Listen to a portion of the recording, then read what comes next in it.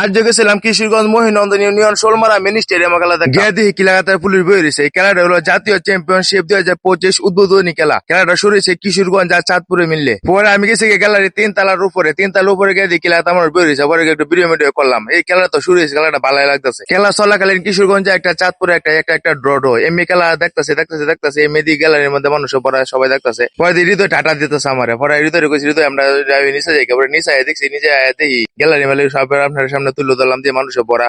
খুবই ভালো লাগতেছে। ওখানে জাতীয় স্টেডিয়ামের মতো সাজাইছে খেলাটা খুবই ভালো লাগতেছে। জেলা প্রশাসক আছে খেলাটার মধ্যে, পুলিশে বড় দেখলাম। খেলা তো ফাইটাফাইটি চলতেছে, কিশোরগঞ্জ ভালো খেলতেছে, চাঁদপুরে ভালো খেলতেছে। খেলা আমাদের কাছে খুব ভালো লাগতেছে। পরে আমরা ভিডিও করতেছি। ওহন সিন ধরতেছি এক ড্র খেলা। এখন কিশোরগঞ্জের যদি একটা দেল তো তাহলে তো আমরা কিশোরগঞ্জের খেলে ফিরে রেখে খেলা জিতলাম হলে এমনি দেই কিশোরগঞ্জের খেলা চাই রে বাবা চাঁদপুরে যে আনন্দ শুরু করছে।